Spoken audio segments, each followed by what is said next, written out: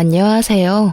저는 10년이나 된 인연을 얼마 전에 끊고 두 딸과 새로운 삶을 살고 있는 40대 여성입니다. 저에게 결혼 생활이라는 것은 소소한 즐거움을 뛰어넘는 시집살이였다고 말하고 싶네요. 저희 가족만으로 본다면 그리 나쁘지는 않았습니다만 아무래도 결혼을 하면 시댁이 생기잖아요. 시집을 간 어느 여성도 자유로울 수는 없으니 말이죠. 저 또한 처음에 결혼을 앞두고 상견례를 했을 때 시라는 것이 주는 압박감을 뼈저리게 느끼게 됐어요. 저와 남편은 소개로 만난 게 아니라 우연한 기회에 함께하게 되어 사랑을 키운 그런 연애를 했어요. 그래서 그런지 남편에 대한 저의 애정은 생각보다 컸어요. 남편의 아버지가 교수에다가 어머니도 고상한 분이라는 걸 알고 나서 저는 저의 마음을 접어보려고도 애썼지만 그게 잘 되지 않더라고요. 제가 왜 마음을 접으려 했냐고요? 당연히 저의 집 사정과 정반대의 집안이라 부담감이 컸거든요. 결혼이라는 게 고만고만한 사람들끼리 하는 게 가장 좋은 법이잖아요. 저희는 남편 집과는 다르게 그다지 잘 사는 집이 아니었어요. 아버지는 많이 배우지는 못하셨지만 건축업을 하며 저희를 먹여 살렸고 어머니도 항상 일거리를 찾아서 돈을 벌어야만 했던 가정이에요. 저는 제 부모님에 대해 애정을 갖고 자부심을 가지고 있어요. 그렇지만 서로의 조건이 이만큼 다르면 당연히 남편 집안에서 반대를 할 거라고 생각했어요. 그런데 저희 집에서도 반대를 하더군요. 너무 환경이 다른 집에 가면 너만 고생할 뿐이라고 아버지가 어찌나 말리시던지. 어머니는 눈치 보더라도 돈 걱정 안 하며 사는 게 제일이라고 하셨지만 아버지는 딸이 눈칫밥 먹으며 사는 게 싫으셨나 봐요. 교양 있는 분들이라 그러지 않을 거라 우스갯소리로 말했는데 웬걸? 교양 있는 사람이 더 심하게 눈칫밥을 줄 줄이야. 그때는 미처 몰랐답니다. 결국은 남편의 설득으로 시댁에 한번 가보게 되었어요. 상견례라던가 그런 건 아니었고 한번 갔다가 저를 탐탁치 않아 하면 그만두자 하고 생각했던 거였어요. 그렇게 시댁에 갔는데 두 분 다 의외로 호의적인 느낌이었어요. 시부는 깐깐하게 보였지만 교수님답게 옳고 그름에 민감한 분이었고 시모는 고상한 사모님처럼 보였지만 할 말은 다 하는 타입이었어요. 그리고 결혼 후에 시모가 교양 있는 말투로 독서를 한다는 걸 잘 알게 됐고요. 그때 시모는 제게 결혼을 하고 싶으면 한 가지 조건만 허락하면 된다고 하셨어요. 그건 바로 시모의 시모, 즉 시조모를 제가 맡아줬으면 한다는 거였어요. 물론 이게 같이 살면서 돌보라는 거였다면 저도 허락을 안 했겠지만 당시의 시조모는 작고 왜소한 분으로 본인 앞가림은 다 할 줄 아시는 분이셨어요. 그리고 혼자서 좋은 집에서 잘 살고 계셨고요. 대신 시조모가 부를 때는 무조건 가야 한다는 게 조건이었어요. 처음에는 망설였는데 시부가 한마디 거들더라고요. 시조모를 돌본다면 시부모인 자기들은 모실 필요 없다고요. 그리고 시조모를 모시며 결혼하면 신혼집을 마련해 주겠다고 하셨어요. 그 이야기에 저는 마음이 확 기울었어요. 나쁘지 않은 이야기라고 생각했어요. 아무래도 없는 집에서 자란 제게 자가라는 건 상상만으로도 달콤한 것이었으니까요. 그래서 저는 그 일을 맞는 조건으로 결혼을 할 수 있게 되었죠. 그런데 문제는 시모를 모시지 않는다고 하여 시집살이에서 자유로울 수는 없다는 점이었어요. 제가 그 부분을 놓친 거였죠. 저는 결혼 후 첫째 딸을 낳고 그럭저럭 괜찮은 시간들을 보내고 있었어요. 시모가 말한 시조모를 모시는 일도 그렇게 힘든 일은 아니었어요. 오히려 시조모의 성품이 저와 잘 맞아서인지 둘이서 대화를 하는 게 그렇게 재미있을 수 없더라고요. 저는 애늙은이 같은 면이 있었고 시조모는 젊어 보이는 것에 민감했으니 어찌저찌 잘 맞았던 거였어요. 그래서 제게 시조모 부양은 부양이 아닌 말벗의 느낌에 더 가까웠어요. 처음에는 빠릿하게 집안일을 해나갔다면 이후에는 차츰 시조모께서 그런 일은 아줌마를 부르면 된다며 이야기나 더 하고 가자고 하시더라고요. 결국은 재미있게 이야기를 하고 맛있는 걸 먹는 아주 재미있는 시간이 되었으니 저야 더 바랄 게 없는 상황이었죠. 그렇지만 문제는 시조모님이 아닌 시모에게서 나타났어요. 제가 둘째를 낳았을 무렵이었죠. 첫째가 딸이었기에 시모는 둘째는 꼭 아들을 낳기를 원했어요. 그런데 어디 아이가 원하는 대로 성별을 타고 나오나요? 결국은 둘째도 딸아이였다는 게 문제의 시작이었어요. 저는 당시에만 해도 그렇게 심각하게 느끼지 못했어요. 그런데 시부모가 산부인과에 왔을 때 뭔가 잘못됐다는 걸 느꼈어요. 바로 밝은 시부의 표정과는 다른 차가운 시모의 표정 때문이었어요. 시부와 남편이 맛있는 걸 사오겠다며 나간 사이 시모가 제게 말하더군요. 첫째 때는 첫아이라 그러려니 했는데 두 번째까지 딸인 건 좀 너무하지 않니? 어떻게 넌 아들 하나를 못 낳아? 정말. 내가 남편 때문에 금팔찌를 사오긴 했다만 솔직히 네가 감히 이걸 받을 자격이 있는지는 너 스스로 생각해봐. 그리고 딸 낳고 조리할 생각은 하지 말고 보름 뒤에 집에서 김장하니까 그때 꼭 와서 거들고 가거라. 보름 뒤요? 애가 아직 어려서 다른 데 맡기기가 힘든데 올해만 좀 봐주시면. 봐주긴 뭘 봐줘? 내가 심하다고 생각하니? 아니야, 네가 나한테 너무한 거지. 어떻게 내리 딸만 낳을 수 있어? 아들이 없으면 우리 집 재산은 누가 지내? 저는 시모의 말에 할 말이 없었어요. 제가 잘못해서가 아니라 어이가 없어서요. 이 말도 안 되는 언행에 어디를 어떻게 어디서부터 지적해야 할지 알 수가 없었으니까요. 시부와 시모가 돌아오니 시모는 제게 언제 그랬냐는 듯 조리 잘하라며 덕담을 하고 돌아가시더군요. 참으로 가증스러운 모습이었어요. 저는 참다 못해 남편에게 말했어요. 어머님이 보름 뒤에 김장할 때 나더러 오래. 나 몸도 안 좋은데 김장까지 하면 진짜 반은 죽을지도 몰라. 설마 일 시킬 리가 있겠어? 산후조리 잘하라는 분인데.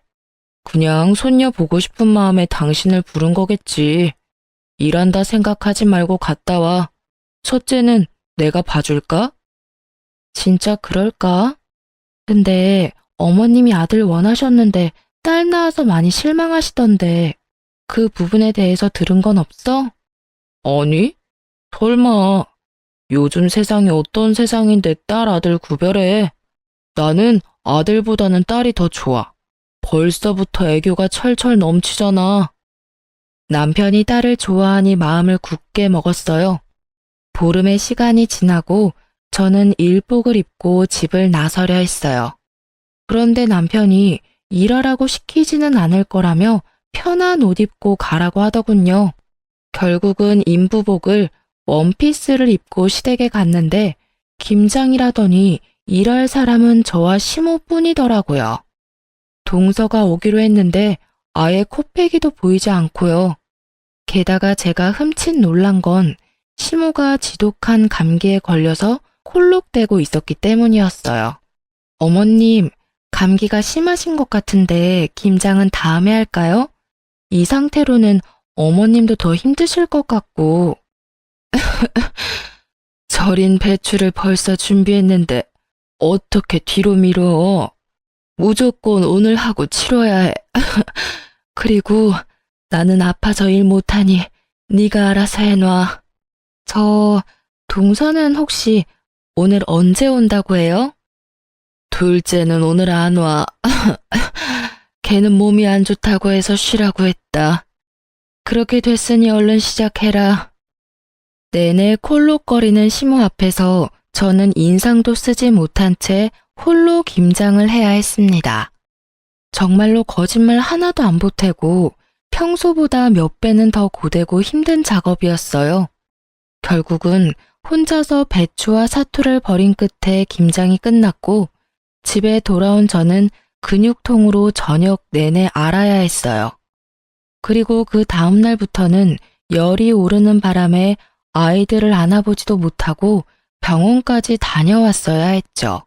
시모에게 옮은 감기가 어찌나 독한지 아이들을 안아볼 수도 없게 막더라고요. 제가 애들을 볼 수 없으니 결국 남편이 애들을 떠안게 됐고, 그 때문에 남편은 남편대로 애 둘을 보느라 힘든지 은근히 제 탓을 하더라고요. 아니, 도대체 어디서 감기로 옮아온 거야? 갓난쟁이 돌보면 집에 딱 붙어 있어야지. 당신 김장 갔던 날 평소보다 늦게 들어왔던데 어디 다른 데 가서 있었던 거 아니야? 산후조리 해야 할 사람이 몸 관리를 어떻게 하길래 감기에 걸려? 머리 아프니까 나한테 뭐라고 하지 마. 내가 가고 싶다고 했어? 오라고 한 건 어머님이고 등 떠민 건 당신이야. 그리고 그 감기균이 어디서 옮아온 건지 가르쳐 줄게. 어머님이 감기 걸리셨더라고. 동서도 불참한 상태에서 나 혼자 김장하느라 정말 죽을 뻔했거든? 어떻게 몸조리도 안 끝난 사람을 불러서 일을 시켜. 당신한테 말하기 힘들어서 말 안 했는데 어머님이 나 둘째 낳고 무슨 소리 했는지 알아? 딸 낳고 무슨 산후조리 하냐고 혼내시더라. 그리고는 김장 오래잖아. 아들 못 낳은 게 내 탓이야? 내 탓이냐고. 그게 사람을 이렇게 못 살게 굴 이유가 되는 거야? 결국 저는 터져버렸고 그 이야기를 들은 남편은 깜짝 놀라더니 그 길로 씩씩거리며 시댁에 전화를 하더군요. 어머니, 어쩌자고 출산한 지 보름밖에 안 된 사람을 불러다가 김장을 시킨 거예요. 그것도 혼자서 했다는데 대체 무슨 생각이신 거냐고요? 지금 집사람 아파서 몸도 못 가눌 정도라고요. 그것 때문에 지금 제가 얼마나 고생하고 있는지 알기는 아시냐고요. 걔가 아픈데 왜 네가 고생을 해? 며느리 좀 바꿔봐라. 너한테 일 시키는 거면 내가 한 소리 좀 해야겠다. 어머니가 지금 제 일을 만들어주고 있잖아요. 어머니가 집사람한테 옮긴 감기 때문에 집사람이 애를 못 보잖아요. 이제 막 보름 된 둘째에 감기라도 옮으면 어머니가 책임지실 거예요? 엄마가 애를 못 보니 저라도 애를 봐야 할 거 아니냐고요. 결국 시모는 별말 못하고 전화를 끊었죠. 솔직히 입이 10개라도 할 말이 없을걸요? 그러게 면역력 떨어진 산모를 왜 데려오냐 이 말이에요.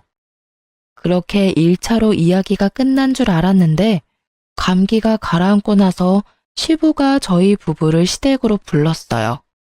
저는 남편과 시댁으로 갔는데 시부의 표정이 아주 무시무시하더라고요. 그래, 아가, 감기는 다 나았고? 네, 아버님, 이제 감기는 다 나았어요. 그런데 어쩐 일로 부르셨는지. 너 혹시 이번에 김장하러 왔었니?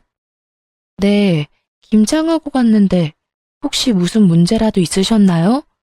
그때 제가 너무 경황이 없어서 혹시라도 김치 맛이 이상하다면 죄송합니다. 그랬구나. 역시 너희 시어머니가 너한테 되지도 않는 시집살이나 시킨 거였어. 당신은 그렇게 할 짓이 없어서 며느리 괴롭혀? 어떻게 출산한 지 보름밖에 안 된 며느리를 데려다가 김장을 시켜? 아니, 딸 낳고 뭐가 자랑이라고 미역국을 끓여 먹고 팔자 좋게 산후조리를 해요. 옛날 같았으면 당장 나가서 일할 상황이라고요. 그리고 며느리 둘이 다 안 하겠다는데 그럼 김장은 뭐 나 혼자 해요? 그럼 며느라가 김장은 누구랑 같이 했는고? 저 혼자 했어요. 동서도 그날 안 왔거든요. 어머님도 기침 감기 때문에 계속 콜록거리고 계셔서 제가 일을 다 해야 했어요. 어머님이 그날 다 해야 한다고 하셔서.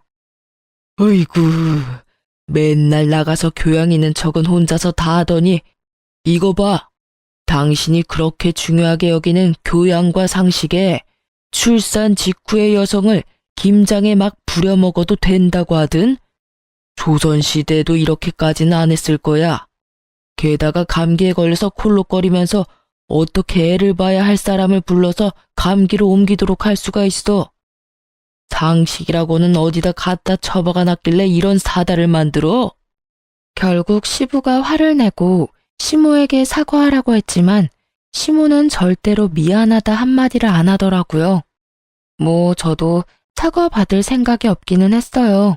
그걸 보고는 시부가 저에게 미안하다며 사과를 하시더라고요. 그때 저는 앞으로도 시모와는 이렇게 대면대면 거리 두고 살기로 작정했어요.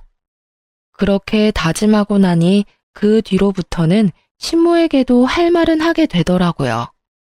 그렇게 시모와의 사이가 악화되고도 그럭저럭 5년을 더 살았어요. 그동안에도 시모는 저에게 날카로운 눈총을 보내기도 했어요. 그리고 추석이 지난 공휴일에 친정에서 연락이 왔어요. 딸, 빨리 병원으로 와. 너희 아버지 아파서 지금 병원에 왔는데 나 혼자 무서워서 못 있겠어. 왜, 무슨 일인데 병원이야? 너희 아버지가 갑자기 숨이 잘 안 쉬어진다고 해서 병원 응급실에 왔는데 뭐가 안 좋나 봐. 의사들 얼굴이 심각해. 전화를 받으면서 옷을 후다닥 갈아입은 제가 병원에 도착했을 때 친정엄마는 거의 무너져 있었어요. 폐암 4기에 간이며 콩팥이며 뇌까지 전이가 다 된 상태라고 하더군요. 결국 수술은 불가하고 항암과 방사선으로 여명을 조금씩 늘리는 수밖에 없다고 하더라고요. 입원실에 들어간 아버지는 본인의 상태를 어느 정도 짐작한 듯 보이더라고요. 그리고 더 이상 치료에 희망이 없음을 느끼셨는지 집으로 가고 싶다고 엄청 떼를 쓰셨어요. 마음 같아서는 계속 병원에 두고 싶었지만 집이 보고 싶었을지도 모른다는 생각에 엄마와 저는 아버지를 집으로 데려왔고 가족 모두가 함께 하기로 했어요. 그래서 남편과 시조모에게도 미리 말을 했어요. 며칠이 될지 몇 주가 될지는 모르겠지만 친정에서 당분간 지내겠다고요. 물론 아이들은 데리고 가기로 했어요. 손녀들 얼굴 보면 아버지께 희망이 조금이라도 생기지 않을까 하는 마음에서 데리고 간 거였어요. 아버지가 너무 좋아하시더라고요. 병원에 있을 때보다 훨씬 얼굴이 좋아 보였어요. 물론 몸 상태는 안 좋으셨지만 마음이 편안해 보이는 게 보여서 저도 좋았죠. 그렇게 한 사흘쯤 됐을까요? 그때 시모가 급한 일이 있으니 시댁에 좀 오라더라고요. 아버지의 상태가 그리 좋지 않아 거절하려고 했는데 시모가 무조건 와야 된다는 거예요. 그만큼 중요한 일이 뭐가 있나 생각해봐도 전혀 생각이 나지 않으니 결국은 잠깐 갔다 오기로 했어요. 시댁에 갔더니 동서가 집에 와 있더라고요. 동서는 보름 전 출산을 하고 이제 막 조리원에서 나온 상태였거든요. 처음에는 설마 시모가 동서의 산후조리를 해주려나 하는 생각을 했어요. 동서는 시모가 원하는 아들을 낳았거든요. 그럴 수도 있을 거라고 생각했는데 제 예상은 완전히 빗나갔어요. 왔으면 빨리 네 동서 수발이나 들어라. 넌 뭘 하느라 집에 없어? 하긴 딸만 둘 낳은 네가 이렇게 아들 낳은 동서 얼굴 보는 것도 민망하겠지. 그래도 이럴 때는 네가 솔선수범으로 와서 도와야 하는 게 맞는 거 아니니? 동서의 아들을 품에 안고 어르는 것을 보니 우리 아이들 태어났을 때가 생각나더라고요. 한 번을 안아준 적이 없으면서 손주는 아주 끼고 도는 모습을 보니 참으로 어이가 없더라고요. 제가 아무 말도 없이 미동도 없이 시모만 쳐다보고 있으니 뭐 하냐는 식으로 제게 말하더라고요. 뭐 해? 설마 싫은 거야? 그럼 너도 아들을 낳았어야지. 아들도 못 낳은 네가 이 집에서 이 정도도 못하면 안 되지. 뭐라도 도움이 될 생각을 좀 해. 하기 싫은 티 내지 말고. 도대체 뭐가 문제인지. 우리 집 장손에 문제가 있는 건 아닐 거고 밭이 좋지 않은 거지. 그래도 둘째가 이리 아들을 척하니 안겨주니 얼마나 좋아? 시무는 이미 저와 이야기를 할 상황이 아니더군요. 저는 고개를 흔들며 동서를 봤어요. 설마 동서도 이 어이없는 연극 같은 일에 동조한 건 아니지 않을까 했는데 제 예상이 빗나갔더라고요. 동서는 침대에 누워서 저한테 말하더라고요. 죄송해요, 형님. 그런데 물 좀 가져다 주시면 안 될까요? 몸이 엄청 안 좋네요. 그리고 저 먹고 싶은 거 있는데 잡채랑 갈비찜 좀 만들어 주시면 안 돼요? 몸이 아직 안 풀려서 그런지 몸에 좋은 음식들이 막 먹고 싶네요. 실실거리며 시켜 먹으려는 동서를 보니 아주 배알이 뒤틀리더라고요.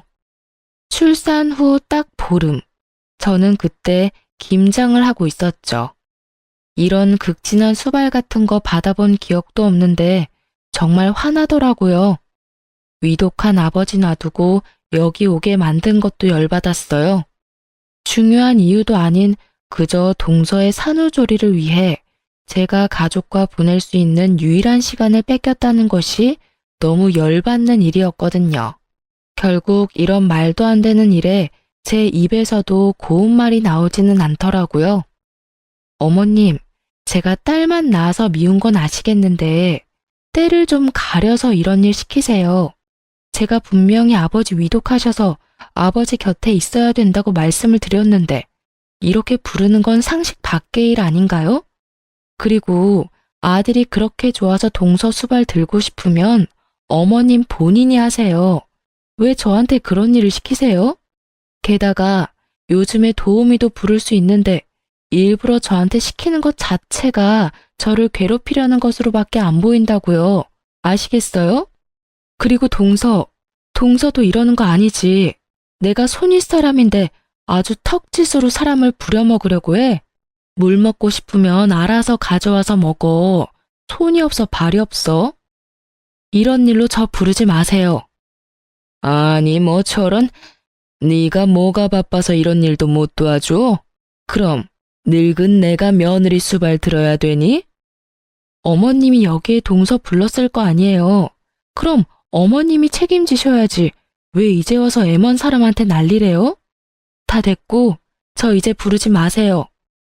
그렇게 말하고 나오는데 친정 엄마에게서 전화가 왔어요. 절대로 듣고 싶지 않았던 소식, 바로 아버지의 임종이었어요. 결국은 저는 시모의 이런 상식 밖의 행동 때문에 아버지의 임종조차 지키지 못한 딸이 되었어요.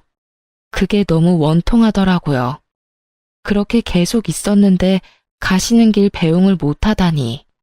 그래도 장례는 치러야 하잖아요. 그래서 마음을 다잡았어요. 시모의 일은 접어두고 이 장례식을 잘 치러야겠다는 생각만을 하고 있었는데 제 불붙은 가슴에 기름을 끼얹은 일이 다시 일어났어요. 이번에는 아예 대참사 수준의 사건이었죠. 아버지 장례 때 시부는 병원에 입원 중이었어요. 그래서 시모만 장례식장에 왔는데 제게 봉투를 주시더라고요. 봉투를 챙겼는데 딱 5만 원이 들어있더라고요. 따로 부의금을 낸 것도 아니고 제가 받은 게 시댁에서 우리 집에 보내는 부의금인데 5만 원. 그런데 이 5만 원에 화가 난 게 아니었어요. 제가 화가 난 건 시모의 말 때문이었죠. 시모는 제게 5만 원의 부의금을 건네더니 차가운 목소리로 말하더라고요. 사돈어른께서 가시는 길이 참 마음이 아프시겠네. 아들도 못 낳는 딸 놔두고 저 세상 가는 마음이 어떻겠어? 그리고 어떻게 꼭 돌아가셔도 이렇게 남의 경사 때 돌아가시는지 모르겠어. 우리 집 손주 태어난 거 아시고 질투나셔서 일찍 그렇게 되신 건지도 모르지. 안 그러니? 이게 초상집에 와서 할 말인가요? 괜찮니? 라는 말 한마디라도 좋았을 일인데 여기까지 와서 그런 말을 하다니. 저는 시모의 말이 저를 향한 욕이 아니라 친정아버지에 대한 모욕으로 받아들였어요. 결국 장례식이 끝나고 꾹꾹 눌러 담았던 화를 남편에게 가서 풀었어요. 어머님, 도대체 나한테 왜 그러시는 거야? 당신 장례식장에서 어머님 봤어? 또 무슨 일 때문에 그러는데? 엄마 그러는 거 하루 이틀 일도 아니잖아. 그냥 당신이 참고 좀 넘어가면 안 돼? 아니, 당신은 왜 내가 잘못했다는 식으로 말해? 어머님이 오늘 장례식장에 오셔서 꼴랑 부의금 5만 원 주고 가셨어. 그러면서 나한테 뭘 하시는 줄 알아? 몰라. 모르겠고 듣고 싶지도 않아. 그리고 부의금 5만 원이 어때서? 돈 때문에 난리치는 거 보니 정이 다 떨어져. 엄마가 장례식장까지 간 정성이 있는데 설마 돈 적게 냈다고 뭐라 하는 거야? 너 진짜 그러는 거 아니다. 힘들 때 와주는 게 고마운 거지. 내가 돈 때문에 그러는 거라고 생각해? 아니라고. 내 말 좀 들어보고. 됐어. 듣고 싶지도 않으니까 그만해. 너만 힘든 일 있는 것도 아니고 나도 더 이상 당신이랑 엄마 둘이서 투닥거리는 거 듣기도 싫고 받아주기도 싫어. 문제 생기면 둘이서 알아서 풀어. 불가능에 가까운 걸 요구하는 남편놈을 보며 저는 이놈의 집구석이 아주 꼬라지도 보기 싫어졌어요. 그렇지만 바로 이혼이라는 단어를 내뱉지는 않았어요.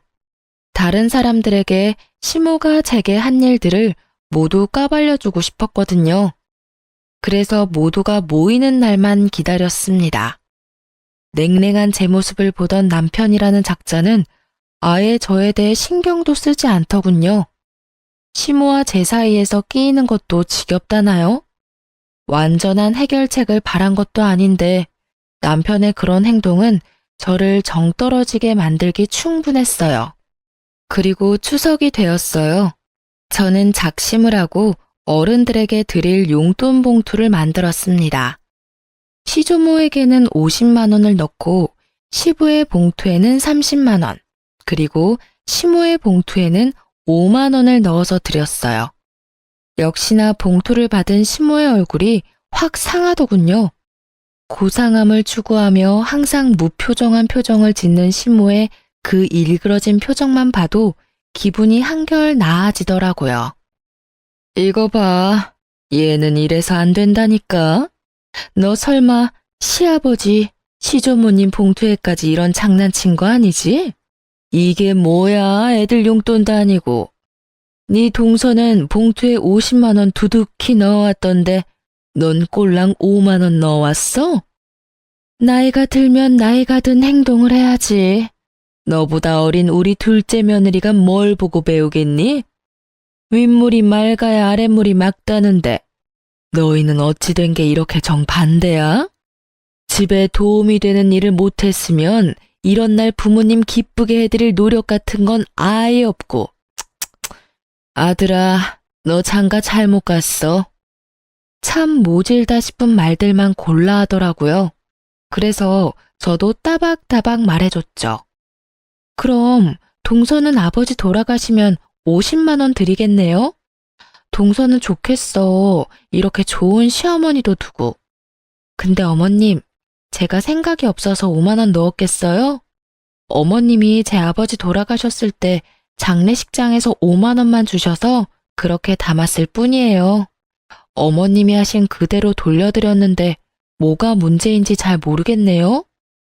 제 이야기를 듣고 있던 시부가 깜짝 놀라더니 시모에게 따지더라고요. 이게 무슨 소리야, 당신? 내가 준 돈 200만 원은 어쨌어? 장례식장 갈 때 내가 봉투에 넣어준 돈. 시부가 나서서야 시모의 표정이 살짝 당황하더라고요. 그렇지만 여전히 뻔뻔한 고상함을 무장한 채 한마디도 지지 않고 역 같은 소리를 짓거리더군요. 아니, 아들도 못난 며느리예요. 아무리 사돈 어른이라도 그만큼 받을 만한 이유가 없죠. 이 집안에 도움될 만한 일을 얘가 한 적이 없는데 왜 우리가 돈을 그만큼을 써야 해요? 그 이야기를 들으니 딱 감이 오더라고요. 시모 혼자 이 모든 일을 벌였구나 하고요.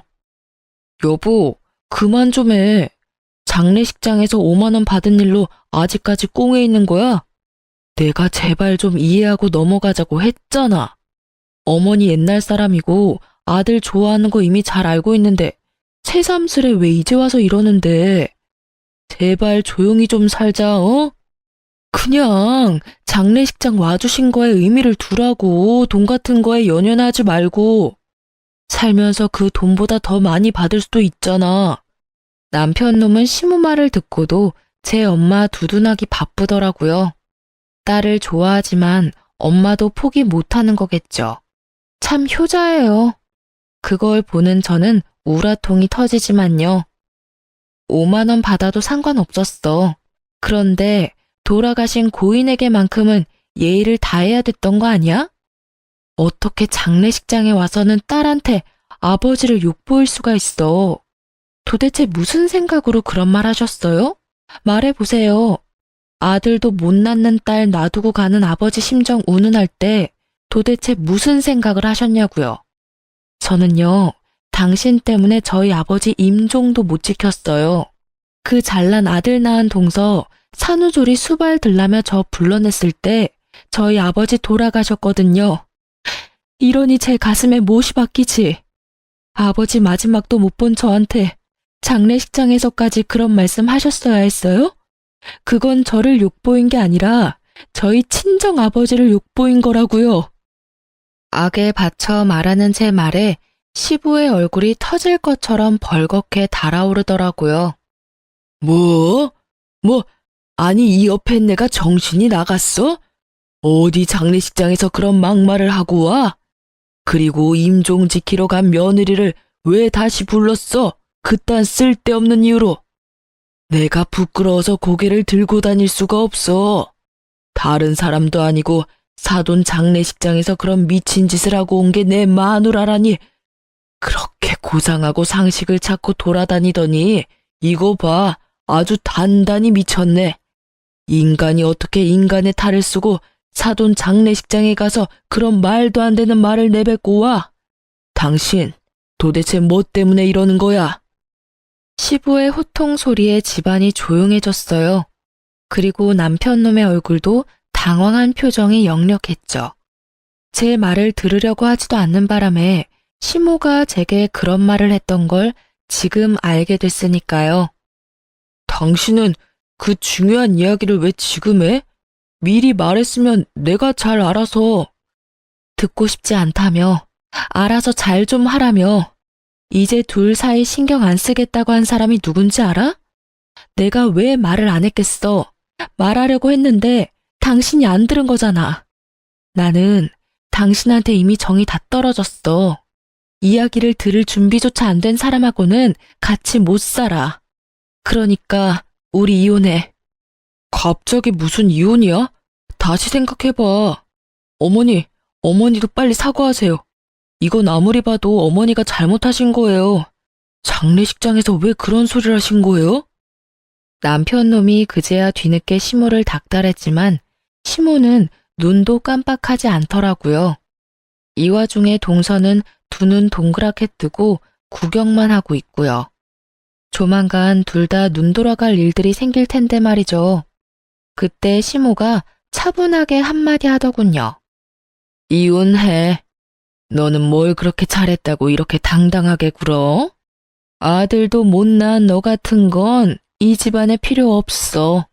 그리고 시어머니 못난 점 남들한테 다 까발리는 나쁜 며느리도 나는 필요 없다. 그러니 헤어져. 네, 못할 건 없죠.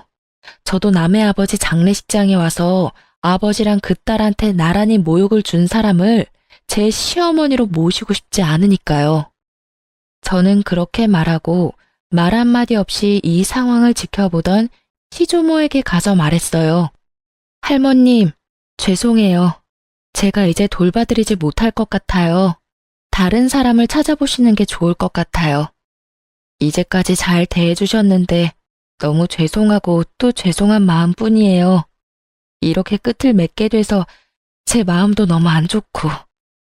저의 이 말에 그제야 시모 얼굴이 새파랗게 질리더라고요. 그리고 덩달아 동서의 얼굴도 팍 일그러졌어요.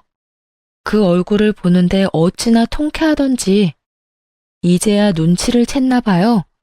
여태껏 저한테만 맡겨두고 아예 기억 속에서 삭제시켰는지 저와 결혼할 때 한 약속은 머릿속에서 사라졌었나 봐요. 시조모가 아직까지도 이 시가의 재산을 꽉 쥐고 있는데 시모가 아무리 대단해도 시조모에게는 찍소리도 못하거든요. 제가 이혼을 하면 당연히 제가 하던 일은 시모의 일이나 동서의 일이 될 테니 그제야 둘 다 아차 싶은 표정을 지은 거겠죠. 그래, 절이 싫으면 중이 떠나는 게 맞다. 그러면 남은 사람 중에 누가 나를 돌볼 거냐? 애미 너냐? 아니면 둘째 손주 며느리가 볼 거냐? 그런데 선임자가 워낙에 잘해줘서 말이지. 그만큼 못해주면 있던 것도 다 날아갈 것 같은데 괜찮겠니? 시조모의 말에 두 사람 다 얼굴이 새파랗게 질려서는 서로에게 할 일을 미루더라고요. 그렇게 사이좋은 고부 사이가 순식간에 틀어지는 걸 보는 이 기분이 참으로 재미있었어요. 저는 남편에게 말했어요.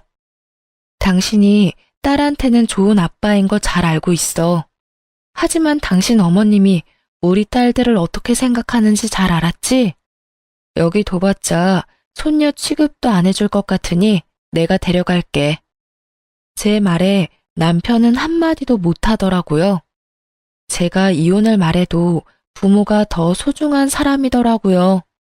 그래서 그냥 버리고 가기로 결정했어요. 제게는 두 딸만 있으면 돼요. 그렇게 이혼 서류를 보내고 생각보다 아주 완만히 이혼을 하게 됐어요. 시부가 이 모든 사건을 알고 나서는 교육자 집안의 명예가 실추되느니 좋게 마무리됐다는 인상을 주기 위해 위자료를 주고 재산 분할을 통해 합의를 하게 됐어요. 저는 분할된 재산과 친권, 양육권까지 가지고 집을 나왔어요. 하지만 그것만 가지고 두 딸과 살림을 꾸리는 건 어려운 일이기는 했어요. 그래서 많이 힘들었지만 그런 저에게 도움을 준 건 의외로 시조모였어요. 이혼이 되고 법적인 절차가 모두 마무리되고 나서 한 달 뒤쯤 시조모에게서 연락이 왔어요. 그래, 나다. 혹시 오늘 시간 되니? 우리 증손녀들 얼굴 한번 보고 싶은데 나와서 밥이나 먹고 가. 맛있는 식사 해놓고 기다릴 테니까. 네가 어색하게 느낄 수도 있지만 사람 인연을 어떻게 그렇게 딱 끊을 수 있겠니? 내가 그 집에서 그나마 정을 제일 많이 가진 게 너랑 네 딸들이었는데 얼굴을 못 보니 이렇게 적적할 수가 없어. 그 말을 들으니 마음에 미안함이 생기더라고요. 제가 시모와 갈등이 생겨서 이혼을 했지 조모와 갈등이 있었던 건 아니잖아요. 그래서 딸 둘을 데리고 시조모 집으로 향했어요. 그런데 집에 들어가니 시모와 동서가 부엌에 있더라고요. 열심히 음식을 만들고 있는데 냄새를 맡아보니 제가 좋아하는 수육과 꼬막 무침이더라고요. 설마 이 사람들하고 제외시키려고 불렀나 싶었는데 시조모가 나오더라고요. 왔니? 여기 얘들은 신경 쓰지 말거라. 우리 집 일 도와주러 온 애들이야. 오지 말래도 주말마다 와서는 온 집을 헤집고 사람 마음만 불편하게 만들고 가는 것들이야. 딱 봐도 말에 가시가 돋친 것이 이들 사이에 무슨 일이 생긴 것 같더라고요. 제가 딸들과 함께 테라스로 향하자 시모의 눈이 저를 뚫어지듯 쳐다보더라고요. 제가 온 것이 무척이나 기분 나쁜지 표정이 어마무시했어요. 그렇지만 저는 손님 자격으로 온 것이니 싹 무시하고 시조모를 따라 테라스에 마련된 테이블로 향했어요. 너 앞으로 이렇게 말벗하러 올 생각 없냐? 늙은이 혼자 심심해서 안 되겠어. 그렇다고 또래들하고 놀기엔 내가 너무 정정하지 않니? 시조모의 유머와 독설은 여전했어요. 저는 웃으며 말했죠. 어차피 제 딸이 할머님의 피를 이었으니 제가 애들 데리고 만나러 오는 건 싫지 않아요. 그런데 저분들이 계시면 제 마음이 그리 편치는 않거든요. 제 마음의 앙금들이 다 풀리지는 않았고 언제 풀릴지도 모르고요. 풀린다 한들 이제 이혼해서 남인데. 그래? 그럼 네가 올 때는 저것들 안 부르면 되지. 앞으로도 시간 될 때마다 놀러와. 맛있는 거 먹자.